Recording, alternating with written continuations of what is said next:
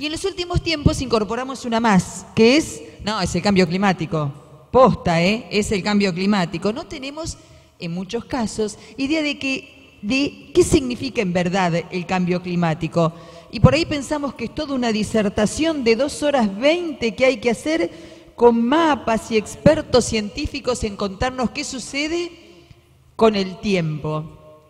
Mauricio Saldívar nos la hace fácil, sencilla, sin complicaciones, pero con ciencia. Y él dice, vamos a ver si es verdad, porque está listo para eso, que en 10 minutos, y yo cronometro, Mauricio, él va a poder explicarnos el cambio climático. Y les anticipo, esta es una primera parte, porque en un ratito, en torno a las 13, él va a estar de nuevo en este escenario, pero va a estar con un experto en el tema agua del INTA Castelar. Yo digo, ¿habrá debate? No sé, por ahora, cambio climático. Bueno, muchas gracias por la presentación. Me dijeron 1 hora que tenía para hablar, así que vamos a estar en problemas. Bueno, la charla en realidad, de lo que voy a hablar ahora, son de los mitos y realidades del cambio climático, porque me parecía que explicarles el cambio climático en 10 minutos no era suficiente, sino que quería desmitificar algunas cosas que suponemos sobre el cambio climático. Pero primero, como hago siempre cada vez que doy una charla, es preguntarles y contarles que tiempo no es lo mismo que clima. Entonces vamos a ponernos de acuerdo en esto y después vamos sí a hacer la charla como corresponde. El tiempo es a corto plazo para un área limitada, puede cambiar rápidamente y esta es la parte que me gusta a mí, es difícil de predecir, por más que a ustedes les parezca que ahora los pronósticos son buenos, siempre es tan difícil predecir el buen tiempo como el malo. El tiempo es básicamente lo que miramos o lo que vemos cuando miramos hacia afuera por la ventana. En cambio el clima es algo que se da más a largo plazo, en áreas mayores. Los cambios son estacionales, no son de un día para otro y está medido en largos periodos de tiempo. La Organización Meteorológica Mundial indica que el clima se mide en periodos de 30 años. Bueno, pero lo que yo quería aclarar en esta charla es la frecuente confusión que hay entre la variabilidad del tiempo, la variabilidad natural del clima, la variabilidad natural del tiempo y el cambio climático. Muchas veces la comunicación es como la de este cuadrito que ustedes ven ahí. Dice mi gato, mi perro y muestra un gato. ¿Qué nos quieren decir? Bueno, muchas veces los mensajes sobre el cambio climático suelen ser confusos y en consecuencia muchas veces no nos sirve de la manera en que nosotros pensamos que puede llegar a ser útil. Acá vemos un ejemplo de variabilidad del tiempo. Un día llueve, al día siguiente está despejado, fue lo que pasó ayer. ¿Sí? Esa es la variabilidad natural del tiempo. Ustedes conocen los índices climáticos. Los más conocidos, ¿cuáles son? El niño y la niña. Como verán, esa foto es desactualizada porque estaba con Jorge Rial en ese momento, ahora ya no. Pero los índices climáticos son mucho más que el niño y la niña. Y para que ustedes tengan una idea de cuántos índices climáticos, o sea que modifican el tiempo, las condiciones atmosféricas, en un plazo que puede ser de hasta 30 años o más, aquí tenemos los más importantes. Fíjense, la oscilación de Cádiz al Pacífico, el ENSO, que es el niño, la oscilación Madden-Julian. Bueno, hay un montón de índices, muchos de ellos tienen un origen reciente, o sea, los meteorólogos se han dado cuenta en los últimos 20, 30 años de que realmente la influencia entre los océanos y la atmósfera se da a través de esos índices. El más conocido es el niño y la niña, porque es un índice que viene, o un evento que viene ocurriendo desde época precolombina y que la ciencia lo mencionó por primera vez hacia 1898, casi a finales del siglo XIX. En el siglo XX recién se lo terminó de entender en la década del 70, o sea que hace menos de 40 o 50 años que sabemos bien cómo funciona el niño. Pero también hay otros factores naturales que modifican el clima. Los que les mostré recién son aquellos que resultan de la interacción de la atmósfera y los océanos, pero también, por ejemplo, la respiración de los seres vivos, la evaporación, la transpiración, la digestión, la quema de biomasa, la fotosíntesis, la descomposición, están relacionados con la vida sobre nuestro planeta y en la forma que estas interacciones entre los vivos y el ambiente modifican el clima. Pero también hay modificaciones que se deben a factores ya que podemos denominar astronómicos o geológicos, y ellos son, por ejemplo, la presencia de aerosoles en el aire, si hay polvo, si hay cenizas volcánicas, la deriva continental. Si los continentes se separan o se juntan, esto modifica el clima y de hecho la deriva continental todavía sigue.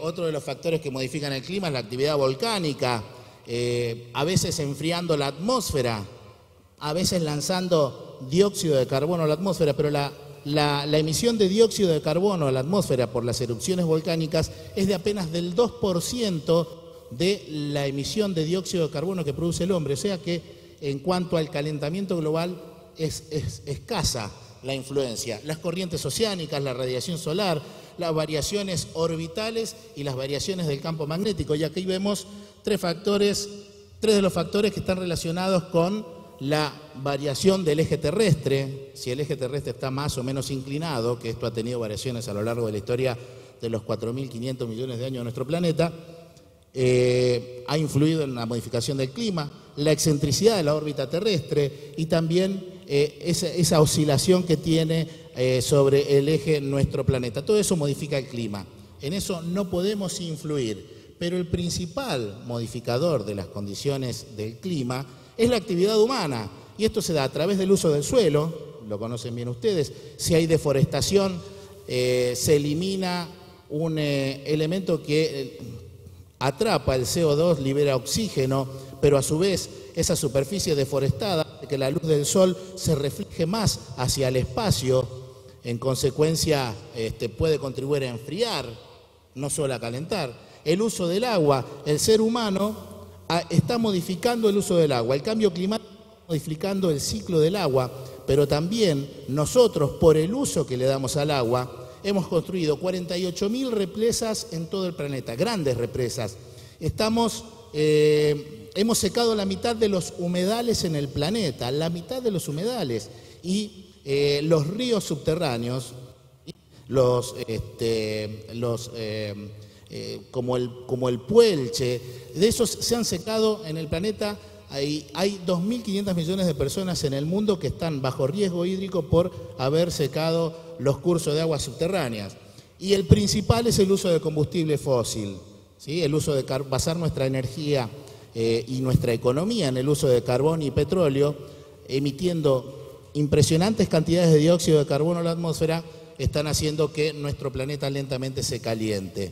¿Y por qué usamos? Porque el petróleo es barato. Si ustedes se fijan en esta imagen, a la izquierda, la jeringuita de la izquierda, esta imagen se titula La tinta para impresoras es más cara que la sangre humana. Pero lo importante es ver cómo compara el costo de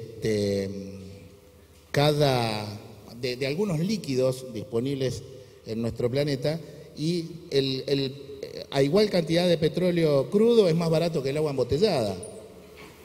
Y pueden ver que en definitiva uno de los líquidos más caros es la tinta para impresoras. O sea, el petróleo es barato. Hay que pensar en otras formas de generar energía, pero hay que ser conscientes de que va a ser muy difícil. Por eso ha costado tanto llegar a los acuerdos como Kioto, o esperamos que se concrete a fin de año en París, en la COP21, que se logre un acuerdo de reducción de emisión de gases de efecto invernadero. Pero hablar de cambio climático no es sencillo. Hay varias definiciones. Y la definición que da el panel intergubernamental de cambio climático habla de que no solo es la acción del hombre, sino también a causas naturales. Muchas veces la gente dice cambio climático, pero solo referido a lo que hace el hombre. En realidad se habla de las dos y se habla de lo difícil que es tratar de determinar cuál de las dos causas, la humana o la natural, es la que tiene mayor responsabilidad. Pero en las últimas proyecciones del IPCC se cuenta solo lo que el hombre ha agregado a la atmósfera, que la atmósfera se vaya calentando. Y eso es lo que consideramos en la actualidad el cambio climático, por la emisión de gases de efecto invernadero y otros factores relacionados con los seres humanos. Entonces, si uno analiza las temperaturas como han ido aumentando en los últimos 140 años, 130, 140, 150 años, vemos que hay un ascenso evidente de las temperaturas y analizamos varias causas.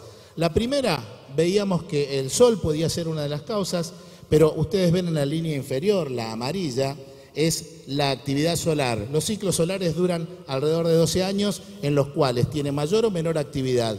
Y evidentemente, en los últimos 150 años, la influencia del Sol sobre el aumento de temperatura terrestre ha sido prácticamente nula.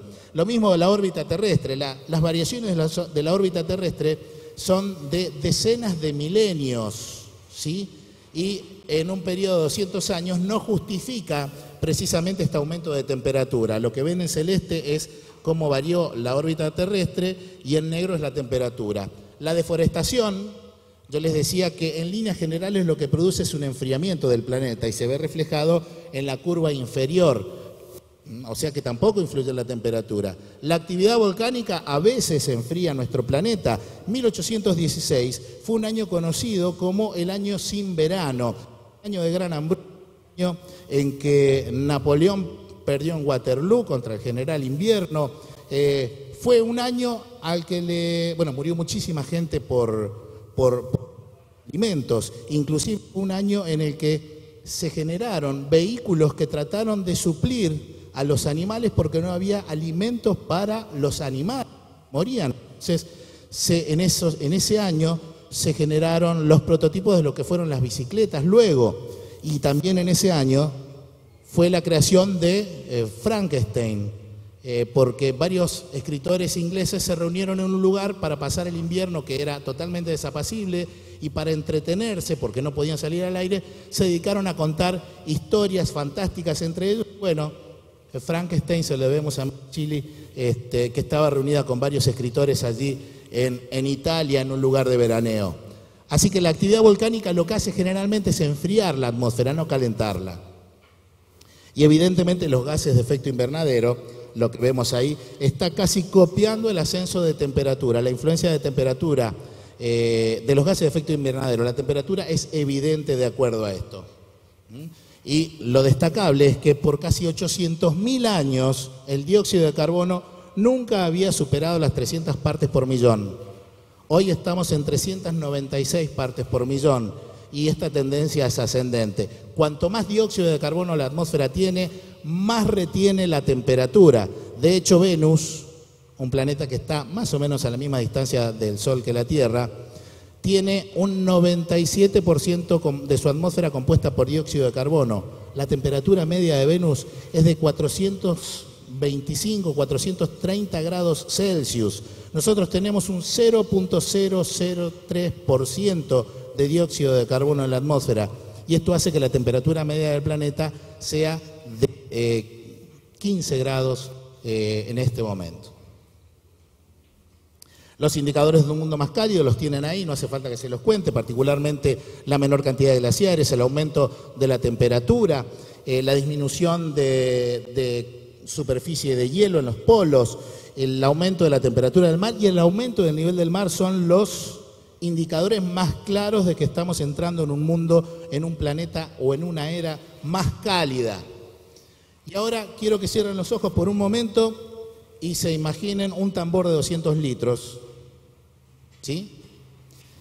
200 litros, un tambor de 200 litros. Y les quiero decir, muchos lo saben, otros no, metros cuadrados. Y un litro de agua equivale a 1 milímetro de precipitación, equivale a 1 litro de agua por metro cuadrado. 200 tambores de 200 litros, imagínense 200 tambores de 200 litros distribuidos en 1 hectárea.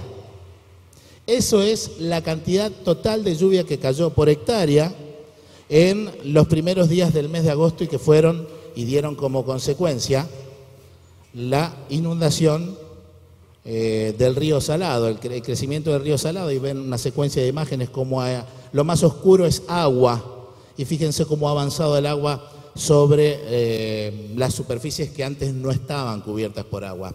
O sea, imagínense 200 litros de agua por metro cuadrado, tienen que ir a algún lado, van generalmente a las partes más bajas, y esto produjo el aumento de los caudales de muchos arroyos, causando la inundación. Entonces mucha gente decía, y a esto vamos con algunos mitos relacionados con el cambio climático y la variación del tiempo y del clima. ¿Fue culpa del Niño? Bueno, si analizamos históricamente las inundaciones de Luján, por lo menos de la década del 50 hasta el momento, este es un índice que se llama índice ONI, oscilación del Niño, y nos muestra, a ver, acá, ¿sí? Cuando está este índice, está por debajo, está haciendo... porque estoy frente a los parlantes.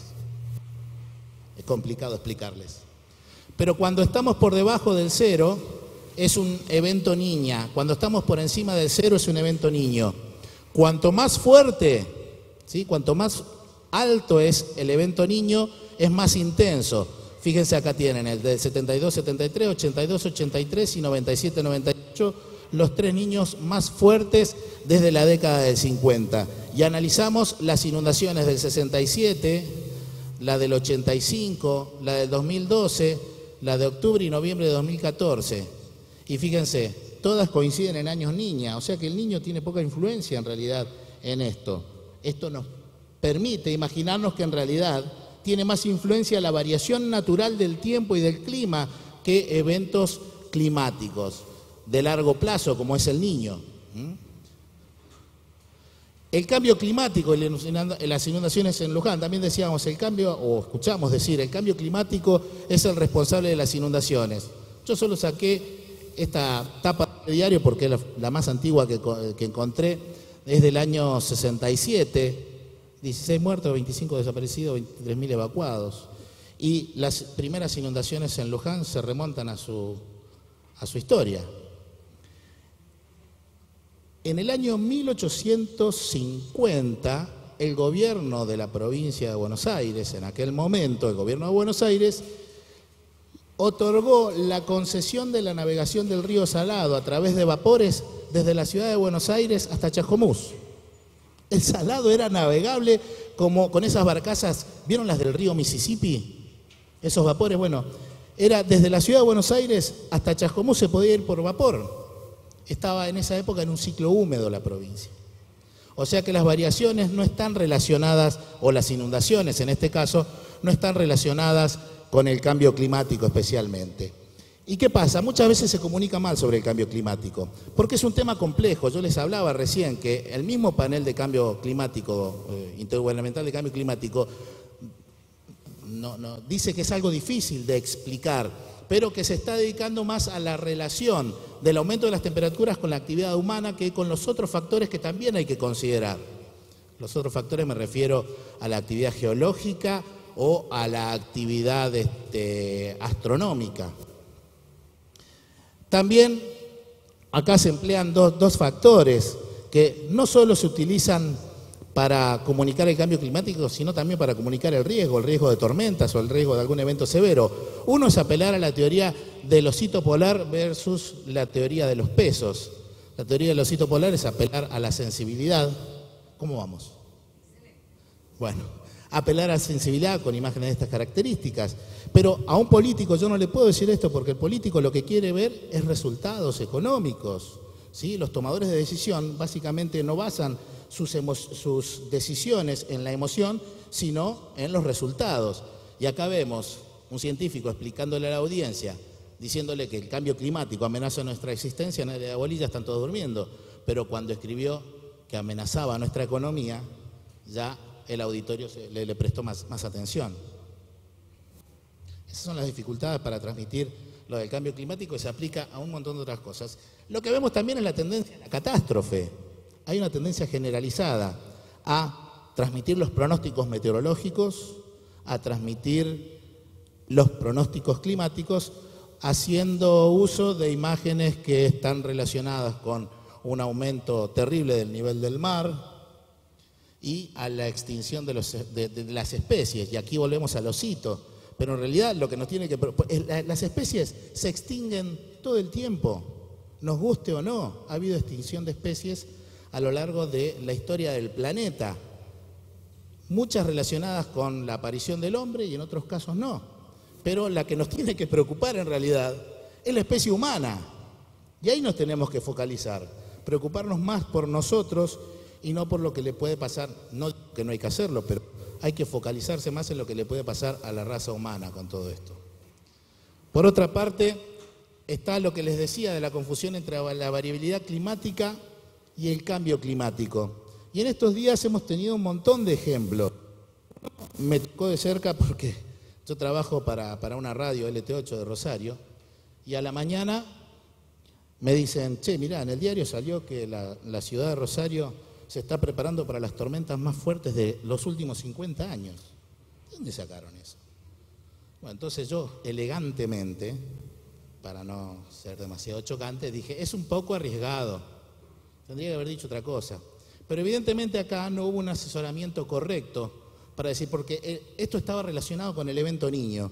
Y el niño no tiene una relación directa, no está científicamente probado que el niño intensifique las tormentas. Lo que hace es generar mayor cantidad con precipitación, y en particular sobre la región litoral, centralizado sobre la provincia de Corrientes. Esto sucede hacia el mes de noviembre, diciembre, enero. Son los meses con mayor intensidad y frecuencia de precipitaciones. Pero ahí hay malas interpretaciones. La otra, vieron los incidentes que pasaron en la costa. Entonces, hubo un estudio que dice que el cambio climático está provocando cada vez más rayos. Entonces, el cambio climático es lo que causó la muerte de la gente en las playas de Argentina.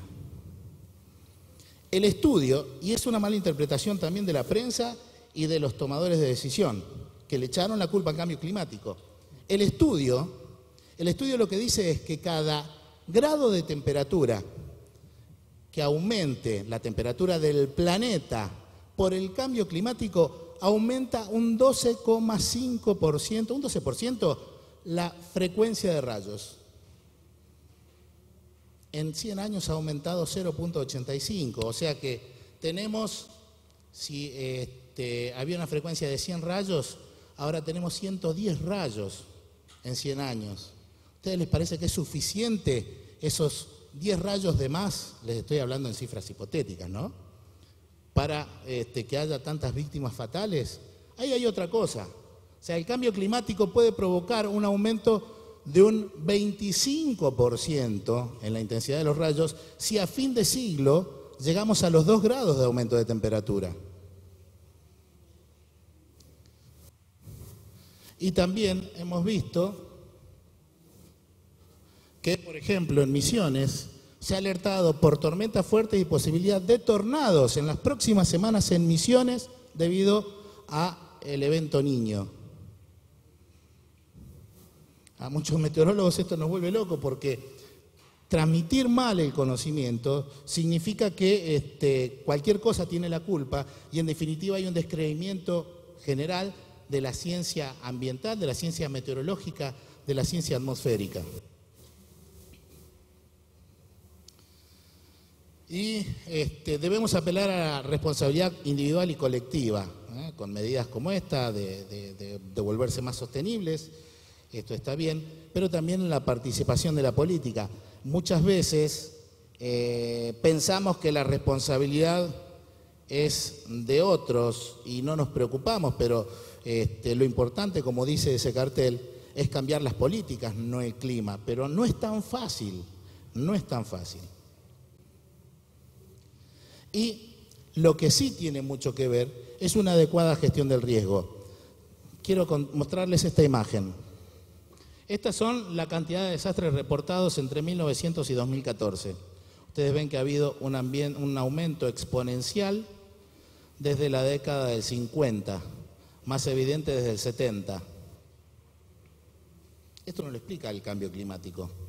Ha habido un aumento de los desastres climatológicos, meteorológicos e hidrológicos, mientras que los geofísicos se mantienen prácticamente igual. O sea, la cantidad de terremotos se mantiene igual, la gente expuesta a los terremotos se mantiene igual, pero lo que ha aumentado es nuestra exposición a eventos climatológicos y meteorológicos, especialmente los hidrológicos. El 75% de la población vive a menos de 100 kilómetros de la costa en estos momentos. Y si el nivel medio del mar va a seguir aumentando, como se dice, hacia fin de siglo, esa gente va a estar cada vez aún en mayor riesgo. Entonces, muchos hablan de catástrofe natural, pero en realidad, y este dibujito lo grafica muy bien, somos nosotros los que construimos nuestro propio riesgo, aumentando la exposición. Suponiendo que prácticamente ha aumentado un 10%, exagerando, la cantidad de rayos, no justifica eso la cantidad de víctimas que tenemos debido a actividad eléctrica, pero sí ha aumentado nuestra exposición. Hay termas al aire libre que se llenan de gente, inclusive en momentos de tormenta, y es cuando aumenta el riesgo, nadie sale de ahí. La gente se queda en la playa, o se quedaba hasta que pasó esto. La gente del campo generalmente está muy expuesta a la actividad de rayos y cada vez aumenta más nuestra exposición a eventos severos. Y pongo los rayos como solo un ejemplo, nada más. Entonces, lo importante que quiero destacar es que la variabilidad climática, y entendemos por variabilidad climática a la variabilidad natural del tiempo y el clima, que era lo que decíamos en un principio, por el momento causan mayores efectos negativos que el cambio climático, esto en la actualidad. Lamentablemente, la variabilidad climática no figura en la agenda de los grandes congresos ni de la mayoría de los gobiernos. Sí nos preocupamos por el cambio climático, por algo que está sucediendo, pero que va a suceder con peores consecuencias dentro de 20, 30, 40 años, ¿sí? Pero ahora, en este momento, en realidad, lo que nos está produciendo mayor daño es la variabilidad natural del tiempo y el clima. Por eso, les decía, no puede haber desarrollo con vulnerabilidad. Tenemos que trabajar en el desarrollo reduciendo la vulnerabilidad y la exposición a eventos de tiempo severo, como las tormentas de ayer, como las tormentas de las semanas pasadas.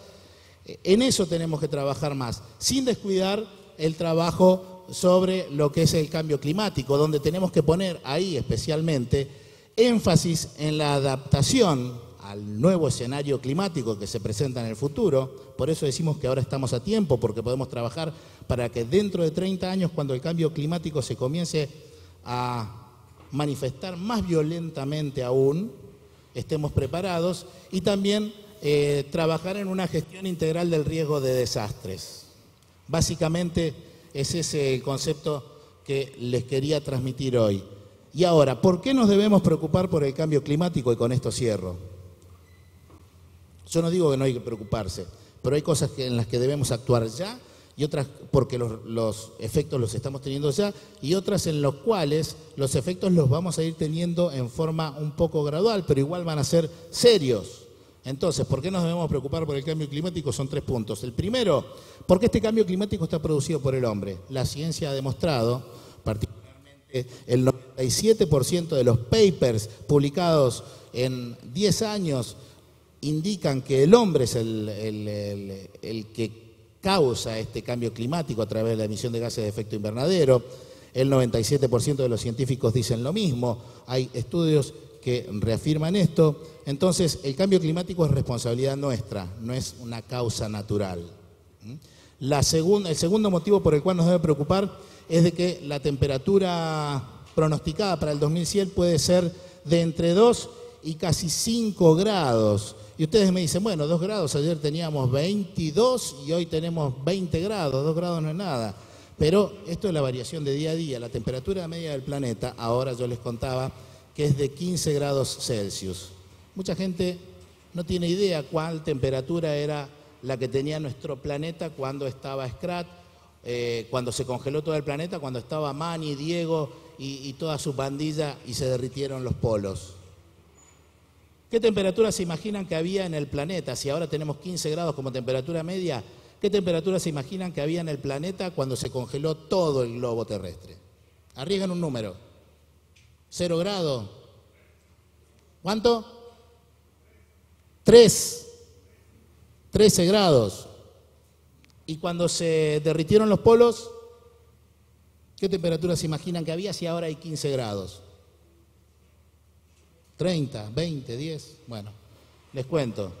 La temperatura media del planeta era de 10 grados cuando se congeló todo el planeta y de 19 grados cuando se derritieron los polos. O sea que un aumento de 2 a 5 grados significan cambios que pueden impactar en una forma muy sostenida, marcada y difícil en la vida de nuestro planeta para las futuras generaciones. Y por último, el tercero, este cambio climático es el más veloz ocurrido en los últimos 65 millones de años. Es decir, desde que se extinguieron los dinosaurios hasta el presente, los cambios climáticos venían ocurriendo en periodos de 10.000 años en promedio. Este está sucediendo en tan solo 200 años. Esa velocidad a muchas especies no le va a dar tiempo para adaptarse, pero particularmente el ser humano va a tener que actuar ya para estar preparado para un escenario futuro en menos de 80 años, en el cual el planeta puede tener un aspecto bastante difícil y distinto al que tenemos hoy. Eso es todo. Si tienen alguna pregunta, con gusto se la responderé. Ahí tienen mi dirección de correo electrónico si quieren hacer alguna otra consulta. Gracias.